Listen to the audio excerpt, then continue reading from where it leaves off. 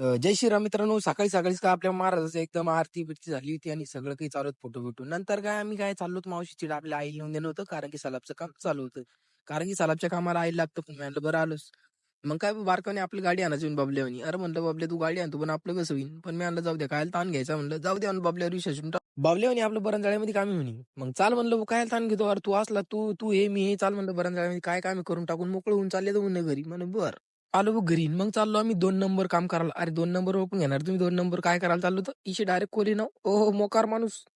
मग आलो हरभऱ्याच्या वावरात. हरभऱ्या वावरामध्ये काय झाड तर काही उपटा नाही वाटलं बा आपल्याला. मग काय बा आपण झाड गिड उपटत नसतो बरं.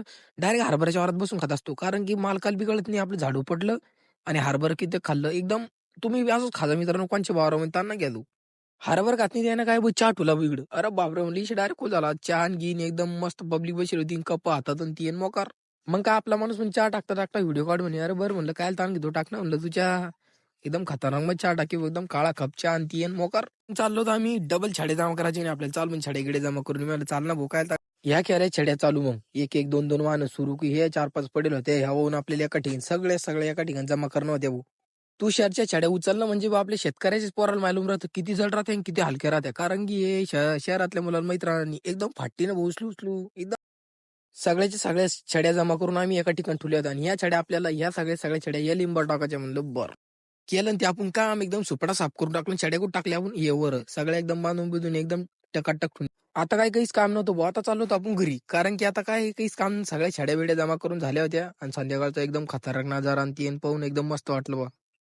घरी येत नाहीत घरचे आणि वानेर पाहून येऊन आणि इकडे आलो का इकडे मस्त वानेर खेळणं चालू होतं. मी म्हणलं कशाला आणा म्हणलं, याला खेळू दे आणलं. मस्त खेळू दिलं भाऊ. आपण त्याची गमत पाली त्यानं आपली पाली. मी म्हणलं कशाला मुख्य जनावराला सातवाचं, अरे खेळू द्या म्हणलं आपल्यासारखेच काय खेळू राहिले म्हणलं आबाशीर. मस्त खेळू दिलं भाऊ. तानच नाही घेतला मी बी. या अवजार दिलं भाऊ आपल्या हातामध्ये पाणी गोळी टाकून मार म्हणे गोळी.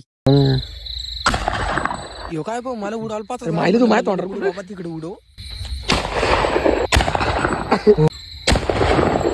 फटाके बुडू बुडू त्याचा आवाज ऐकून काय सगळे डॉन बनलेत भाऊ. अरे रातचीच निघली गावामध्ये कुठं. अरे गॅदरिंग चालू होती गावामध्ये त्यासाठी चालू तर बाबा बाकीच काही करणं होतं आम्हाला.